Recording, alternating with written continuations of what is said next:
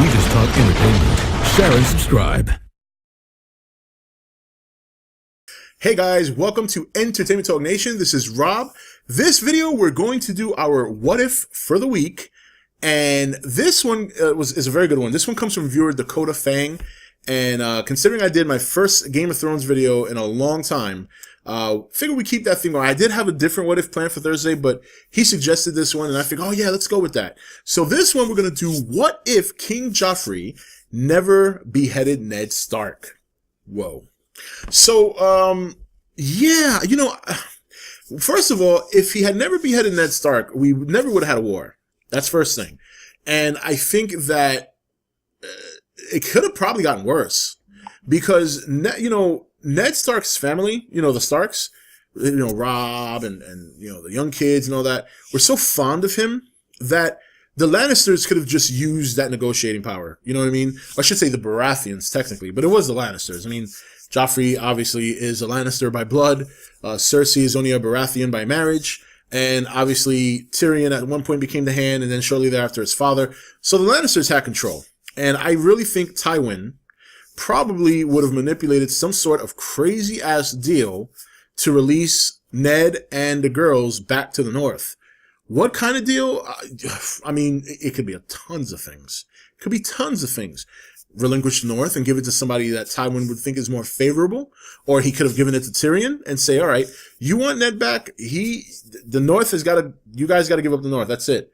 Because at that point, Robert Baratheon was dead, so Tywin could have pulled some strings with Joffrey to make that demand, and he's the king. What, you gonna tell the king no? You almost cut off your husband's head. And this is a what if scenario, by the way, just so you guys. At this point, he would almost behead Ned.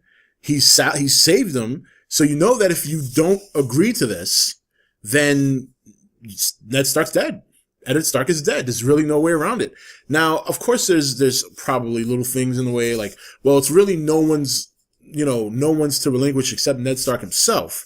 But at the same time, the way things are so corrupt in, King's Landing, they could have just forged his signature and then sent him on their way. And then you know what? What would happen later? Honestly, you know what I think would happen? If they had struck this deal to get Ned off from being the warden and put somebody else in power, I really think the Lannisters would have come back and killed the whole Stark family. I think either way it wouldn't have turned. Even if he didn't get his head cut off, I really still think that nothing good would have come out of it. If anything, I think it works more for the Lannisters if he didn't. I think that's why there was so many people pissed, within the Lannister group, upset that Joffrey did what he did. Cersei couldn't even stop him from doing it because not only did it start a war, but the war went. Tywin almost lost. In fact, the only thing that won this war for Tywin was Robb going soft during the war for that woman. And I can't remember her name right now, but we all remember her.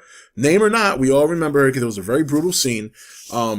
But yeah, I don't think it would have been any better. I really think that at the end of the day, they would have put Ned off the throne of the North, for lack of a better term, and later on would have just come around and killed him. That's what I think. I don't think it would have, it would have been worse. There would have been, not only would Tywin avoid the war, but he would have gotten rid of later the only person I think who had enough respect in the North and had enough power, even if he wasn't the warden, to pull the North together to fight off the Lannisters. So that's how I think it would have played out. I think if Joffrey didn't chop off Ned's head, they would have taken Ned off from being the warden of the North. They would have put somebody more favorable towards them in the North. And then once the Starks are officially out of Winterfell, they would have hunted them down and killed them. And then what you have now is you avoid a war. You have somebody in the seat in the North that is on your side, or, working for you, or pulling your strings, or doing things in your best interest. And then you just go from there. Because then from there, he would have went to the Iron Islands. He would have continued to other regions. And it actually would have probably turned out worse if Ned didn't get his head chopped off. So now that I think about it, it's probably better that he got decapitated. But that's just me. That's how I thought it might have played out. What do you guys think? What if Ned Stark did not get beheaded by King Joffrey? How do you think things would have changed, or how do you think things would have turned out afterwards? This is Rob signing off for ETN, where we don't do news, we just talk entertainment. Take it easy. Thank you for watching ETN. Don't forget to subscribe and join the Nation Facebook page. You're watching ETN, where we don't do news, we just talk entertainment. Share and subscribe.